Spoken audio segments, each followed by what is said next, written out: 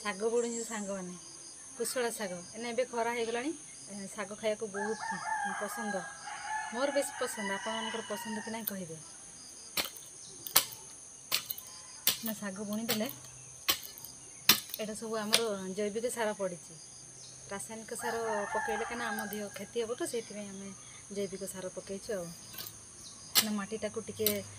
କୋଡ଼ି ଦେଲେ କିଛି ଉର୍ବର ହେବ ସେଇଥିପାଇଁ ମୁଁ ଏବେ ତାକୁ ସାଇଡ଼୍ କୋଡ଼ି ଦେଉଛି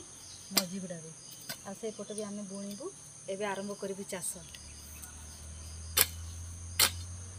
କଲରା କରିବୁ କଲରା ଏପଟେ ଲଗା ହେବ ଆଉ ଭେଣ୍ଡି କିଛି ବାଇଗଣ କିଛି ଆଉ ହେଉଛି ଶାଗ ବେଶୀ ବୁଣା ହେବ ତାପରେ କଲରା ତ ଡାଇବେଟିସ୍ ପାଇଁ ବହୁତ ଭଲ